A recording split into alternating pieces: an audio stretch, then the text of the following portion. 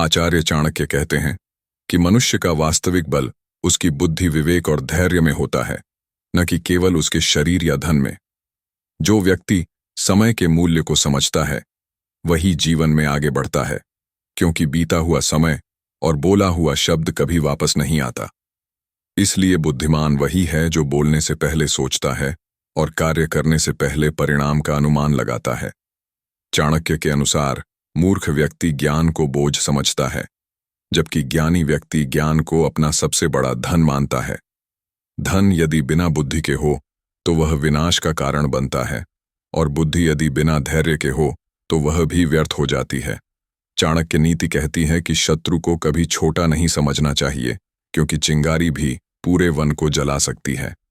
उसी प्रकार मित्र को भी बिना परखे अत्यधिक विश्वास नहीं देना चाहिए, क्योंकि अत्यधिक भरोसा ही धोखे का द्वार खोलता है। सच्चा मित्र वही है जो संकट में साथ दे, सुख में तो हर कोई अपना बन जाता है।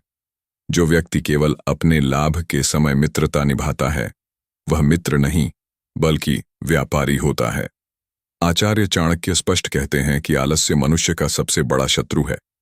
आलसी व्यक्ति भाग्य को दोष देता है, जबकि परिश्रमी व्यक्ति भाग्य को अपने अनुसार बदल लेता है।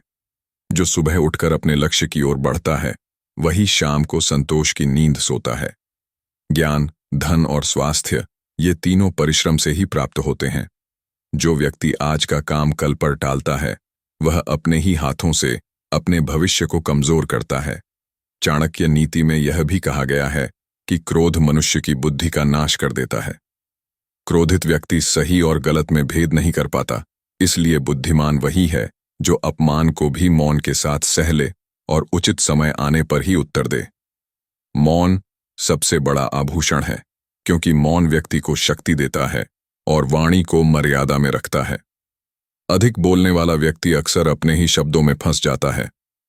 आचार्य चाणक्य कहते हैं कि धन का सही उपयोग दान और धर्म में होना चाहिए। धन का घमंड क्षणिक होता है, क्योंकि समय आने पर धन भी साथ छोड़ देता है। जिसने धन कमाया है लेकिन संस्कार नहीं कमाए, वह भीतर से दरिद्र ही रहता है। वहीं जिसने कम साधनों में भी संतोष और नीति को अपनाया, वह सच्चा धनी है। चाणक्य नीति यह भी सिखाती है कि शिक्षा वह शस्त्र है जिसे कोई चुरा नहीं सकता। राजा भी शिक्षित मंत्री के बिना अंधा होता है। जिस राज्य में विद्वानों का सम्मान नहीं होता, वहां विनाश निश्चित होता है। शिक्षा मनुष्य को विनम्र बनाती है और विनम्रता से पात्रता आती है। पात्रता से धन आता है और धन से धर्म का पालन होता है। यही जीवन का श्रेष्ठ मार्ग है। आचार्य चाणक्य के अनुसार स्त्री, भूमि और ज्ञान का अपमान करने वाला व्यक्ति कभी उन्नति नहीं कर सकता। जो दूसरों के सम्मान को ठेस पहुंचाता है वह अपने ही सम्मान को नष्ट करता है। सच्ची शक्ति दूसरों को दबाने में नहीं बल्कि स्वयं को नियंत्रित करने में है। जिसने अपनी इंद्रियों पर विजय पाली उसने संसार पर विजय पाली। चाणक्य नीति यह भी बताती है कि संकट के समय धैर्य रखना चाहिए, क्योंकि संकट स्थायी नहीं होते। जिस प्रकार रात के बाद सुबह अवश्य आती है, उसी प्रकार कठिन समय के बाद सुख का आगमन होता है।